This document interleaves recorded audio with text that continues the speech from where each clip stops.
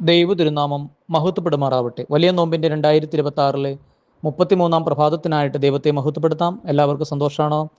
ഇന്നത്തെ നമ്മുടെ ധ്യാനചിന്ത യോഹന്നാൻ്റെ സുവിശേഷം 13 അധ്യായം അതിൻ്റെ 34, 35 തിരുവചനമാണ്. ബൈബിൾ കയ്യിലെടുക്കാം, ചേർന്ന് വായിക്കാം. നിങ്ങൾ പരസ്പരം സ്നേഹിക്കുവിൻ, ഞാൻ നിങ്ങളെ സ്നേഹിച്ചതുപോലെ നിങ്ങളും പരസ്പരം സ്നേഹിക്കുവിൻ. ഒരു പുതിയ കൽപ്പനയാണിത്. ഇനി സ്നേഹിച്ചാൽ എന്താണെന്നാണ് തൊട്ടടുത്ത വചനം. നിങ്ങൾ എൻ്റെ ശിഷ്യന്മാരാണെന്ന് അതുമൂലം എല്ലാവരും അറിയും. നമുക്ക് ദൈവാത്മാവ് നമ്മളിൽ വസിച്ച് അങ്ങനെ ദൈവത്തിൻ്റെ സ്വഭാവത്തിലൂടെ മറ്റുള്ളവരിലേക്ക് കൊടുക്കുന്നത് സ്നേഹം, അത് മുഖാന്തരം എല്ലാവരും അറിയും. ഈ പോകുന്നത് ഒരു ദൈവ പൈതലാണ്, അവനൊരു ക്രിസ്ത്യാനിയാണ്. അതുകൊണ്ടാണ് യോഹന്നാൻ 8:31 പറയുന്നത്, എൻ്റെ വചനത്തിൽ നിലനിൽക്കുന്നെങ്കിൽ നിങ്ങൾ യഥാർത്ഥത്തിൽ എൻ്റെ ശിഷ്യന്മാരാണ്. പ്രിയമുള്ളവരെ, എന്നാൽ ഇതിൻ്റെ ഓപ്പോസിറ്റ് മറ്റൊരു സൈഡുണ്ട്. നമ്മൾ ദൈവത്തിൻ്റെ കൽപ്പനകളെ അവഗണിക്കുകയും തിന്മ നമ്മളിൽ പെരുകുകയും പാപത്തെ താലോലിക്കുകയും അങ്ങനെ നമ്മളിൽ നിന്ന് നമ്മൾ സമൂഹത്തിന് കൊടുക്കുന്നത്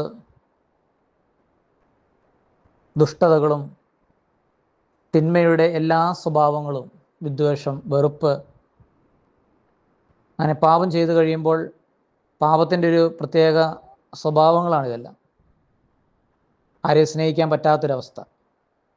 ദൈവകൽപ്പനകളെ അവഗണിക്കുമ്പോൾ എല്ലാവരോടും വെറുപ്പുണ്ടാകുക, ദേഷ്യം ഉണ്ടാകുക. പാപം ചെയ്യുന്ന വ്യക്തിക്ക് ആ വ്യക്തിയോട് തന്നെ സ്വയം എന്തിനിങ്ങനെ ജീവിക്കുന്നു, അങ്ങനെ ഒരു ഉൾവലി, പുറകോട്ട് നിരാശ, ചെയ്യുന്ന എല്ലാ പ്രവൃത്തികളോടും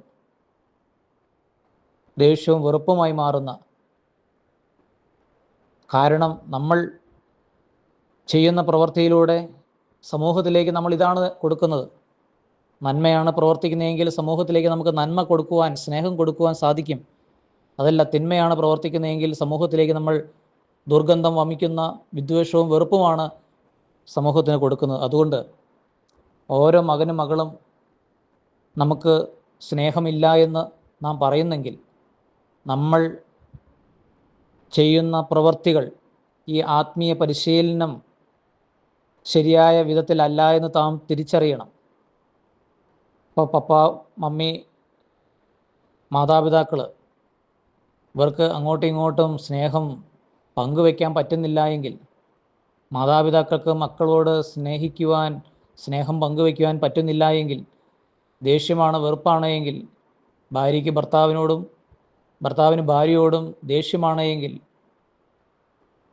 മക്കൾക്ക് പപ്പായോടും മമ്മിയോടും ദേഷ്യമാണ് എങ്കിൽ, സ്നേഹം പങ്കുവയ്ക്കാൻ പറ്റുന്നില്ല എങ്കിൽ, നാം തിരിച്ചറിയണം, നമ്മളിൽ രൂപപ്പെട്ടു വരുന്ന നമ്മുടെ പ്രവൃത്തികളിലൂടെ തിന്മയാണ് വളരുന്നത്.